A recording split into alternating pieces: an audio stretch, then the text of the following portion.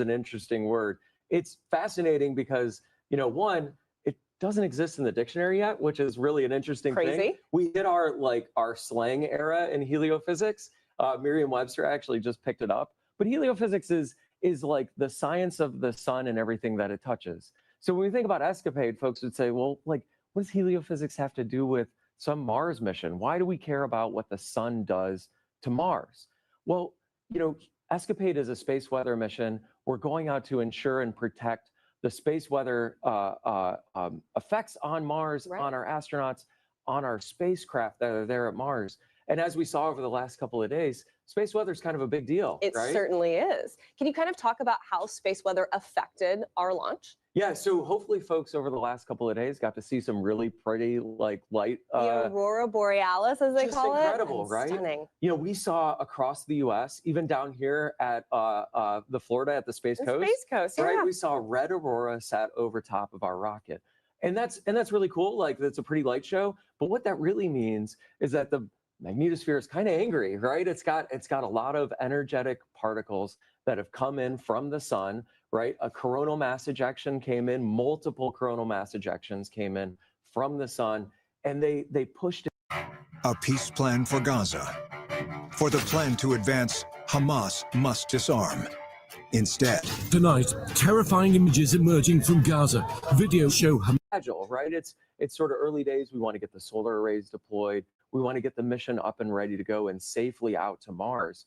And those early activities are really critical for us. Certainly. So for people who don't know, tell me a little bit more about the heliophysics tied in to ESCAPADE. Yeah, so, you know, when we go out to Mars, right, we're looking at how space weather, how the solar wind, how these coronal mass ejections and flares impact the Martian atmosphere, how they impact Mars as a system, how they impact and change how, you know, atmospheric escape happens at Mars. Because Mars doesn't have the same atmosphere that we do here on Earth, right? Absolutely, absolutely. And that's always been a big question, right? When I look at the difference between our beautiful planet here on Earth and the water and the oceans and other things, why is Mars so different, right? There's a great question that relates to how Mars's atmosphere has escaped over the years, over the decades, over the millennia.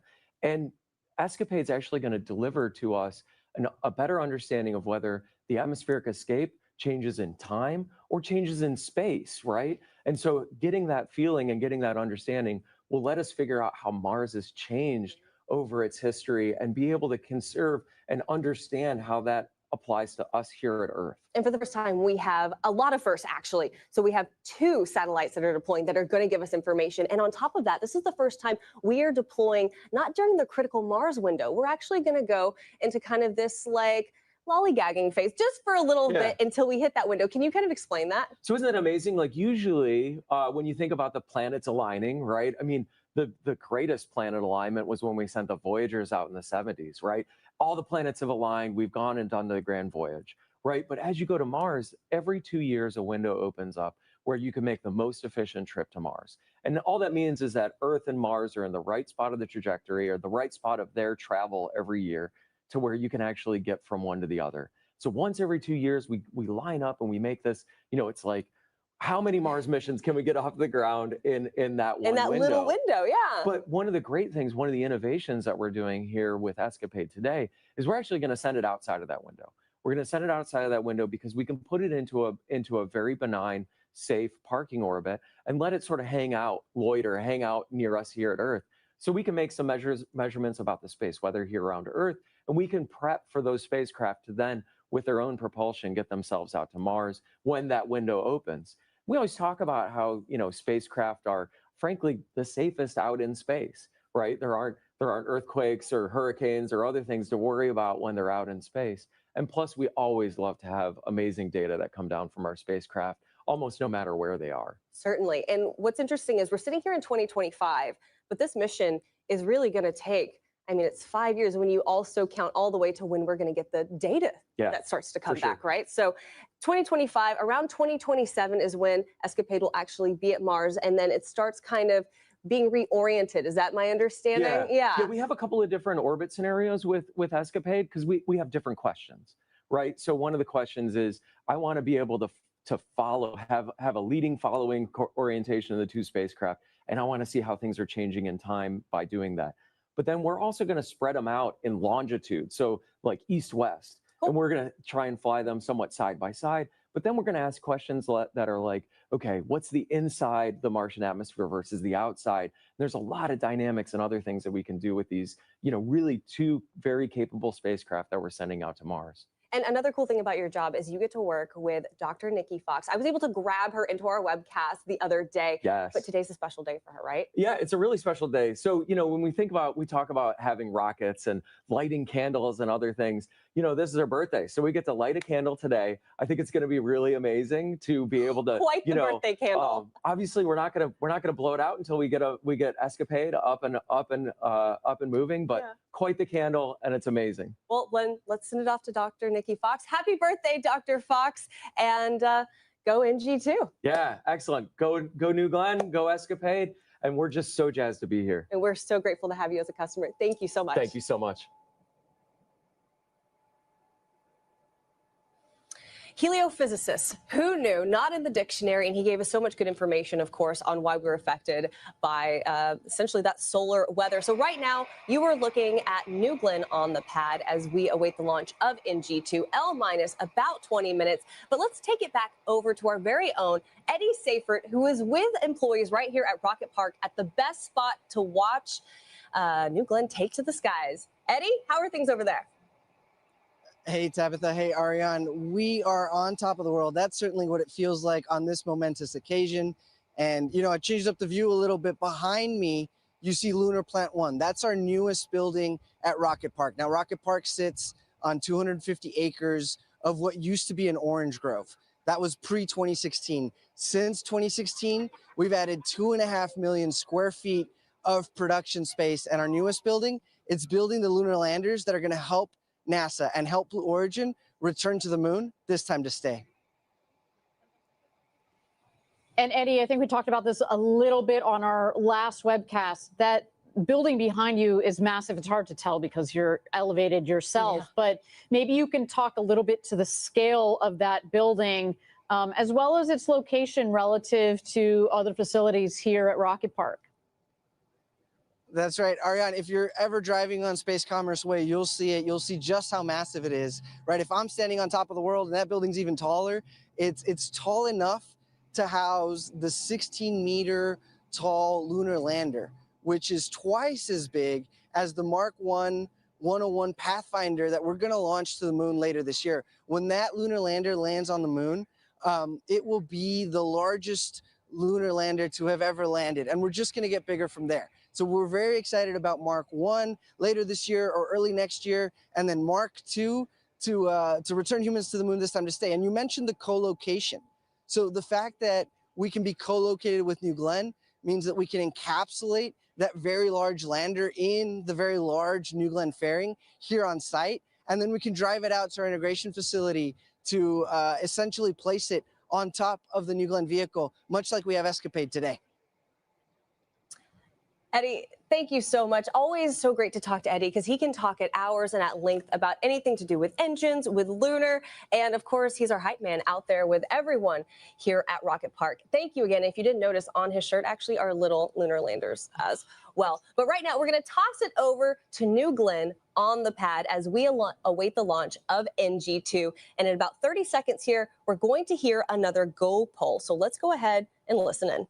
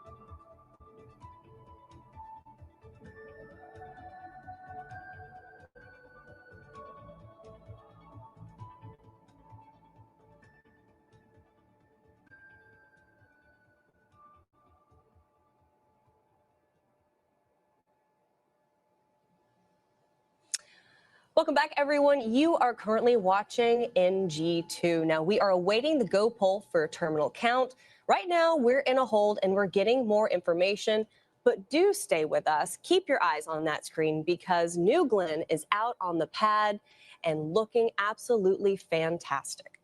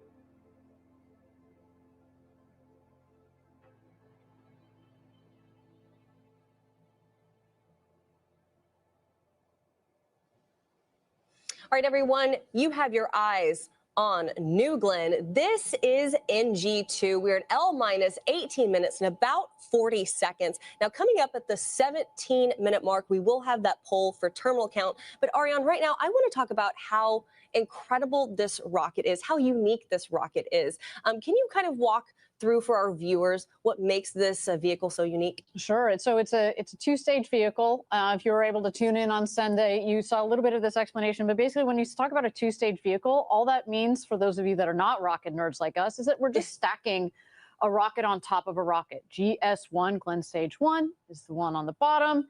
It pushes Glenn Stage 2, the rocket on the top. And then on top of Glenn Stage 2, GS2, you see that shroud. In there, that's the payload fairing. In the payload fairing today are our payloads, NASA's ESCAPADE, the 2 satellites. But what makes this rocket so special? We are going to land the first stage. The first stage is reusable. And what's cool about this first stage in particular is, we've had our New Shepard program, our suborbital program. We've learned so much from that rocket program. And there's actually some interesting similarities between the two, but also some differences. Up here, you see that we've put we call them now the forward fins at the top. Those help with the directional capability. New Shepard also has those. But this one, we also have the strakes. We want to be able to essentially fly this rocket back home and relight the engines. So it's a beautiful rocket. I cannot see it do its thing this first time in just a couple of minutes here. I know. And at L-17 minutes, let's listen in for that go poll for terminal count.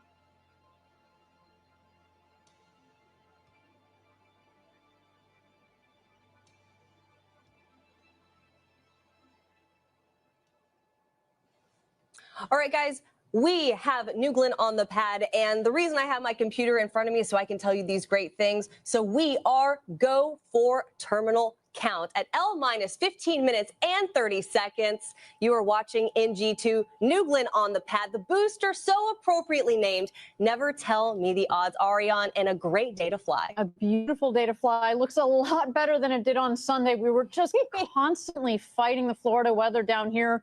It would be sunny, and then it would be rainstorm, lightning, and then it would be sunny again. It was a lot going on. But today is a beautiful, beautiful day to fly. So as you mentioned, we're now at L-15 minutes to go from New Glenn's second launch.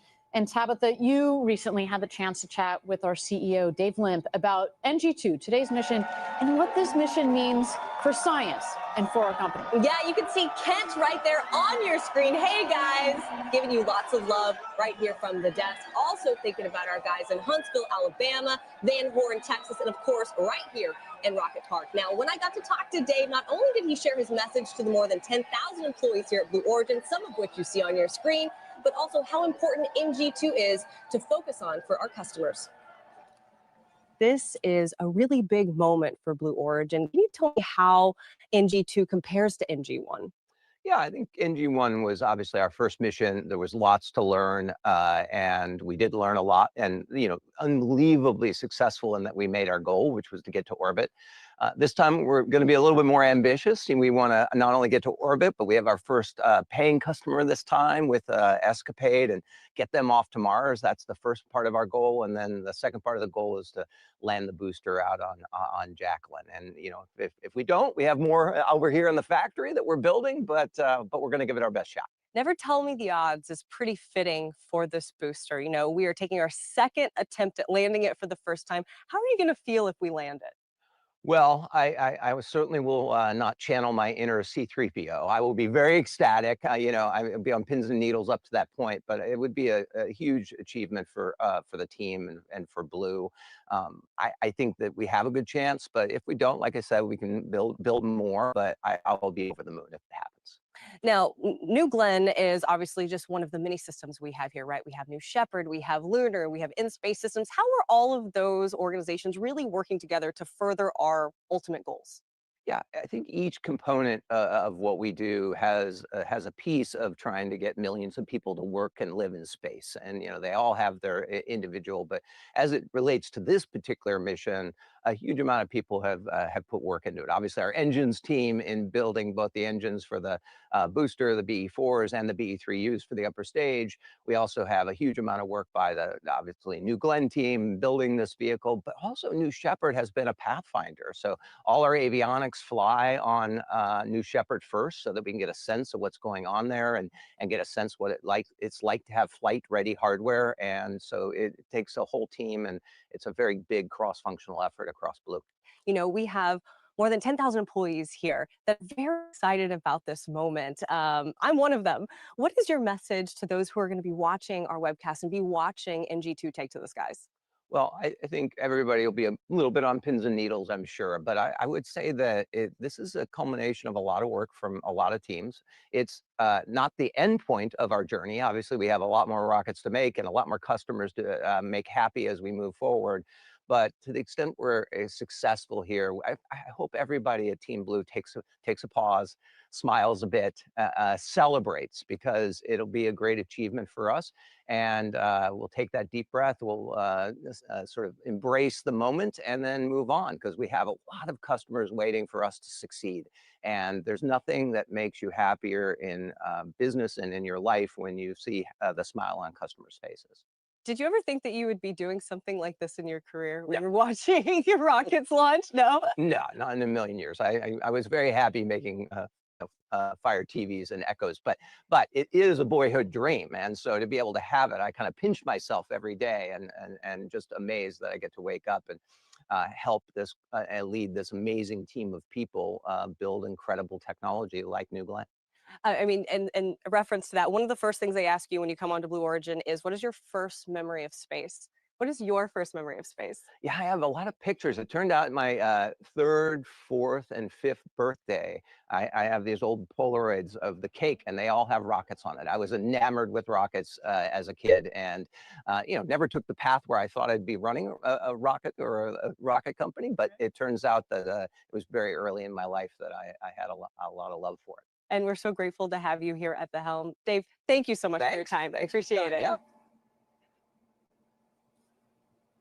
Obviously, so great to get to talk to Dave, especially when we're kind of on the edge of this historic moment. But like he said, no matter what happens today, we have lots of hardware behind us already in the works. And it's a great day for Blue Origin. And we're so proud of everyone who's been a part of Team Blue up until this point. Absolutely. And you can actually see the difference even between now, today and Sunday. They're getting ready to work on, looks like this one is going to be the next forward. We've got another forward. We've got another aft over here.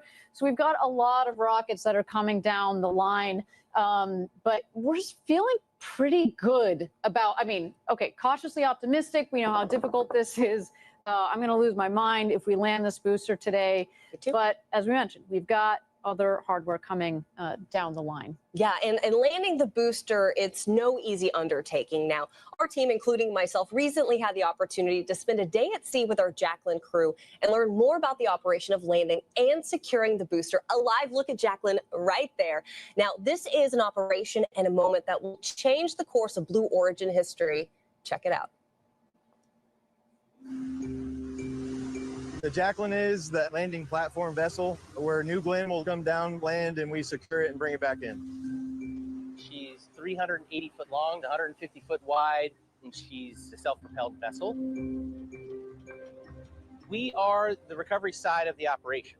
This is where GS1 is going to land, and actually that feather is a center point. We have to leave 4 days before launch. We check all our equipment, and we ensure that everything is working, everything is fully functional. We transit for 300 to 400 miles, depending on how far the landing location is. And once we get there, dynamic positioning allows the thrusters on board here will hold this in position within a range of about 10 feet. We'll have a couple small changes of Jacqueline's position. They're going to feed us new coordinates, right? So we might move 500 yards this direction, a little that way, but we're generally in the area. And right up to like 45 minutes or an hour before, that's our final position. When the booster lands, the ROV will come out. Once it's mated with the booster effectively, we'll start pumping high pressure nitrogen into the booster. which will allow the detanking process to continue to make the booster inert and safe for us to operate around. These are the transit stands. These are what we actually use to secure GS1 to the deck.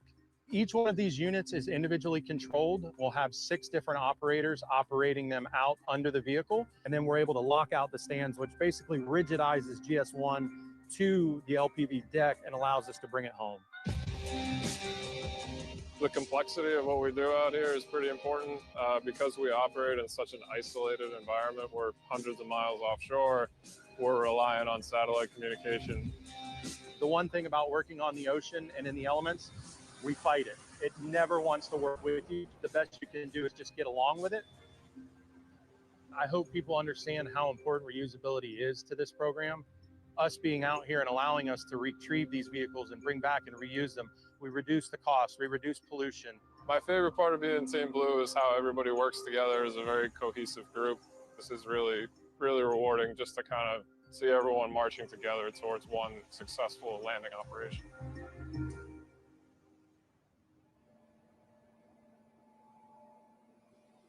And you've got a live look right there of Jacqueline in all her glory. And Ariane, I have to tell you, what was so great about going out with that team is, of course, they go out for days, sometimes weeks, sometimes a multitude of weeks at a time, and they're eating, sleeping, playing cards together, but also they're going through the operations. And for someone who doesn't know, can you explain, Ariane, why it's so difficult to bring a first stage back to Earth? Let me just start with the basics. You have a 200-foot tall tower that has just been 120 kilometers up, and we're trying to hit a 150-foot by about 400-foot boat out there, and then the landing pad, as you see, is even smaller than that. Fun fact, the landing pad that you see there, the circle, is the same diameter as the landing pad for New Shepard. So to give you a sense, that's hard. So you've got this huge 200-foot tall tower that's coming in. We're going to slow it down with first a reentry burn. Then we're going to do another burn to slow it down. And then we're just, with 3 engines, then shut it down to just 1 engine. That's right. And we do have throttling capability on the first stage, and it'll come in for a nice soft landing, because if you think about it, it was full of fuel on the way up. When it comes down, it's essentially an empty fuel tank. So while it is heavy and very tall here, there's those engines right the there. 7 BE4 engines, and the center engine is the one that's going to be doing all the hard work as it comes in just in the last seconds there. And so you don't need as much power. We can pull back on the power for a nice soft landing.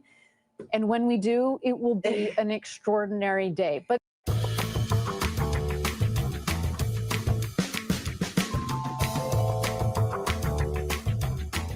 to refurbish the vehicle, but our whole game plan, launch, land, repeat, is to be able to flip this rocket around and fly it again very shortly here. I should say, with New Shepard, we landed the first time in November of 2015. And here we are 10 years later. And here we are, well, 10 years later, yeah, but it only took us about 2 months to flip around the first rocket that had ever gone to space and back. So we've got kind of same time scales that we're thinking here. It's not going to, we want to go fast on this. And if you're taking a look at your screen, you see New Glenn on the pad, and on the upper right-hand corner, you see L minus 4 minutes and about 6 seconds. That's going to change to a T minus any moment, and that is really when the vehicle itself is starting to run on its own.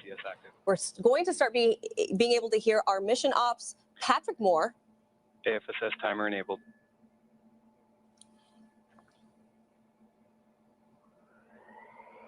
Terminal count system is active. From here on out, the vehicle is running fully autonomously on software. Engaged.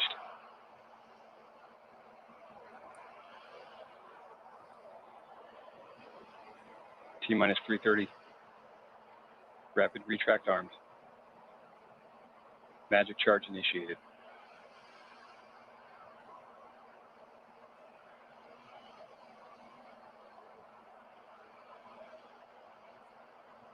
How exciting here. We're ticking down. In 3 minutes, we're going to launch this vehicle to space. We're going to put 2 satellites on their way to Mars, and we're going to try to land that booster for the first time.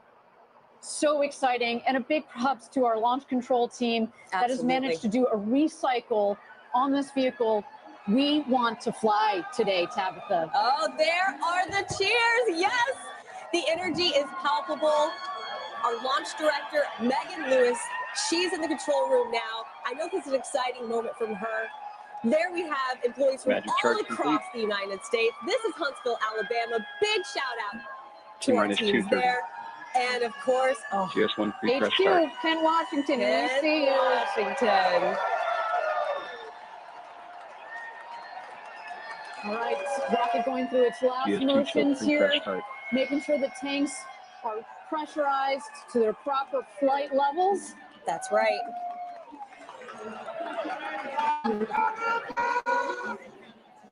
A warm day in Florida, but that rocket is super cold with its chill and propellants. T-minus 2 minutes to go. LNG on the first stage, liquid hydrogen and liquid oxygen on the second stage. New Glenn looking beautiful. And there you go. Beachgoers with a great view. What makes this place so special down here on the Space Coast? A day on the beach, but you can sit there because our pad is so far south. A spectacular view for everybody here in Cocoa Beach. Now we've transitioned from ground power to the vehicle's own internal power. I mean, we are getting close. Aria, hold my hand. I'm getting really excited. There are those BE4s, 7 of them, ready to take New Glenn. 3.85 million pounds of thrust combined. 60 seconds. In just 60 Range seconds green, here, as mentioned before. We will light 4 of the engines, then 3 of the engines, just about a second or 2 off for a staggered start. You'll see the big water deluge, and that's when you know that it's game on. I love hearing all those sounds. You hear the power up. You certainly do. And with that, you'll see that water any second now. Let's turn it over to launch control. Let's go, New Glenn. GS1 hydraulics internal. Never tell me the GS1 at odds. flight level. GS2 at flight level.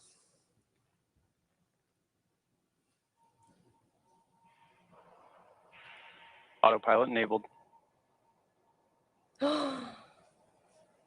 T-minus 10, 9, 8, 7, 6, 5, 4, 3, 2, 1. Liftoff detected. First motion.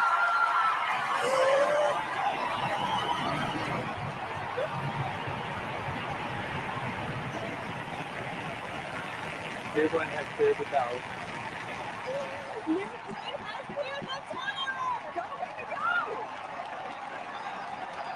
Pushing the second jet engine. 30 seconds into flight.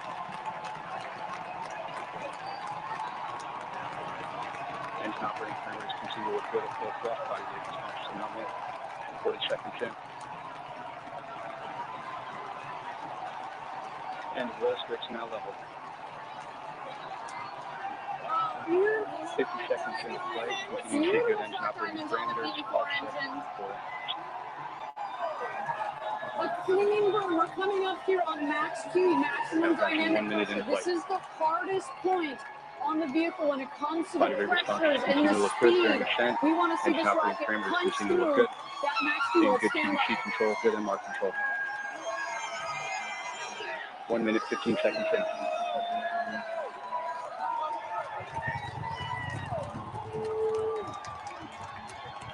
Now passing Mach 1, New Glenn is now supersonic. Supersonic! And we can hear the 1 minute, 30 seconds. Engine operating parameters continue to look good at full thrust. Max Q, maximum dynamic pressure.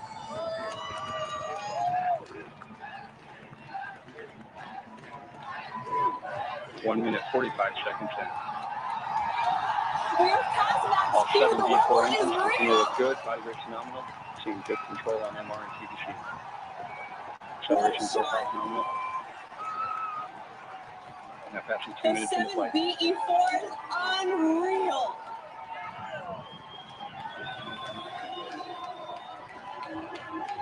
One minute remaining in boost phase.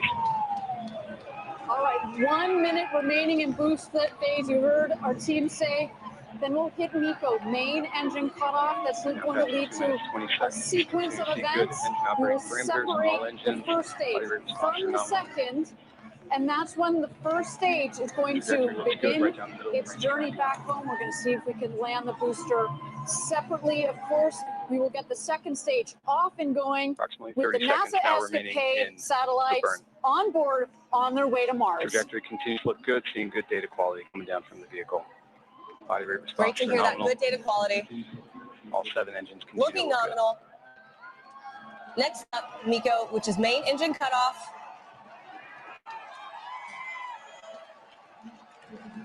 The cheers are real. You can hear them all the way in here. good. And we have Miko. And we have Miko. And we have good stage set. We have good stage separation. And we have ignition on stage 2. Both engine parameters look good. Ignition. Oh, you see the 2 rockets there. Body rate stamping out nicely.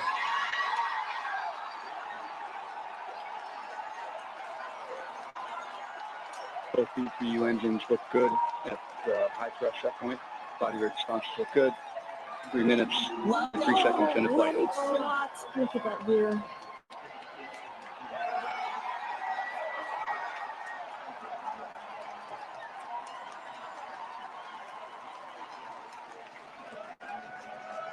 We have good indication of payload fairing jettison. Both the E3U engines continue to look good. Body rate response is normal. Seeing good data coming down from both stages. Great data. We're 4 minutes into NG2.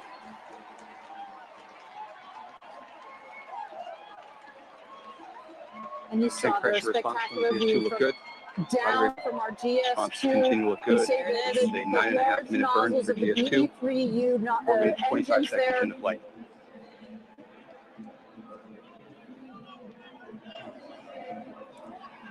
Wow. All right, at 9 minutes is when we're expecting the first stage to touch down on Jacqueline.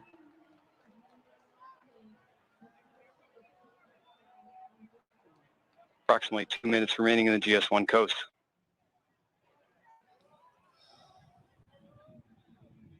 Thank you again, everybody, for joining us for NG2. So far, a nominal mission. GS2 is now 320 kilometers downrange, traveling at 2.8 kilometers per second.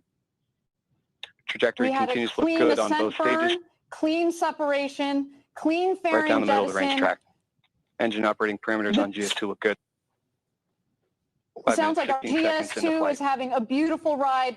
The NASA ESCAPADE satellites are exposed to space right now.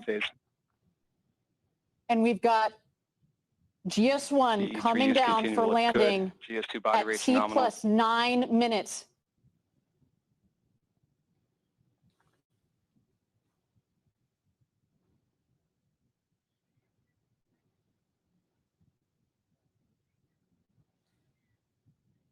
One minute remaining in the GS1 coast.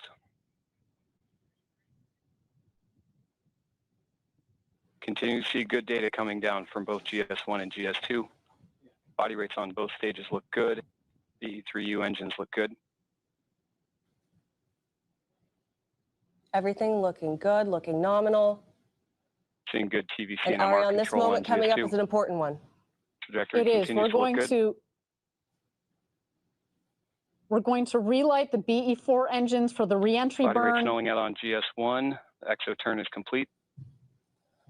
There you go. It's about 300,000 feet, less than 100 6 minutes, kilometers 30 up seconds there, into coming flight. in for a landing on the Jacqueline, 375 miles offshore, waiting for the first time to land And Blue standing by for Origin's GS1 New Glenn ignition booster shortly. on the Jacqueline.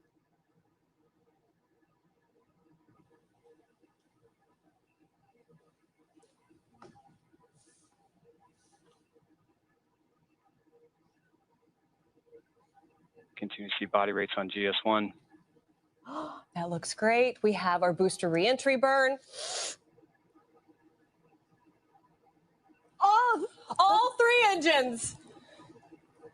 No matter what happens next, we have had a good day. This is further than we made it on NG1. That's right. The indication of engine ignition on GS1. Continue to see good data from GS1.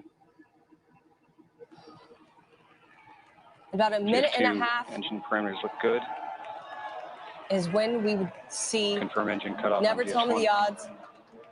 Return to Earth. You see it in kind of horizontal position. We've got the strakes on the base of the booster, which give it lift. So we can basically fly this booster. Of course, we're using the forward fins as well, plus some of our reaction control system to, as well as the gimbaling on the beaten forward engines to turn the rocket accordingly. On here, it starts to tilt down. Now halfway 1 minute to go. GS1 Less than 40,000 continue to look good.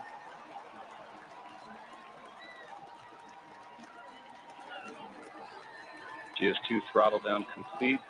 Responses look good.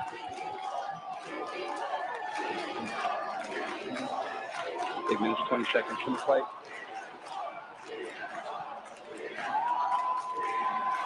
Turning back to landing burn ignition. And we have landing burn ignition. See 3 good engines.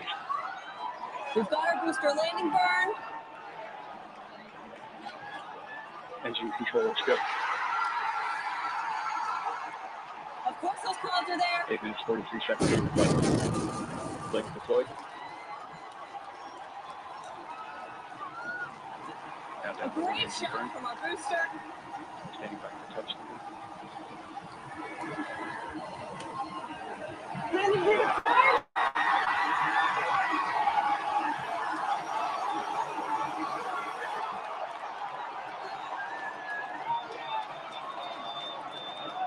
Standing back to touchdown. Touchdown confirmed.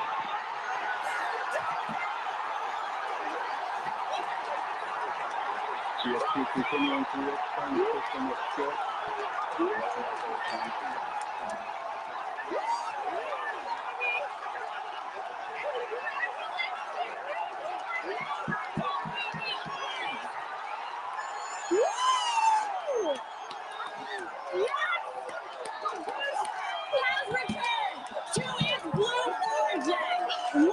GS2 systems continue to operate well as it's continuing to expand burn.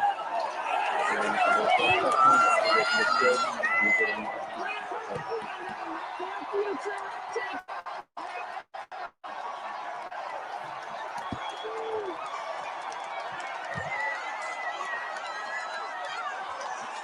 never seen anything so beautiful.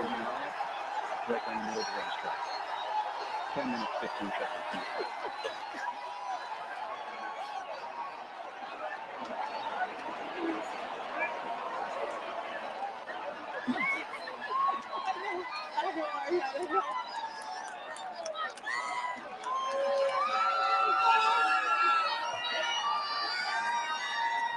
Congratulations, Team Blue.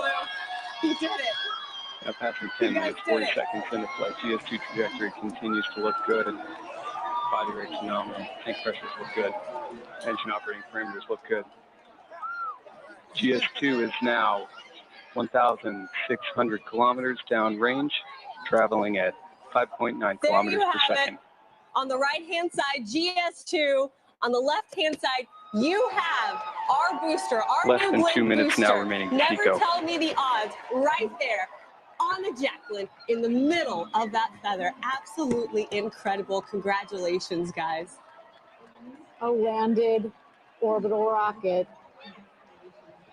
What an incredible day for Blue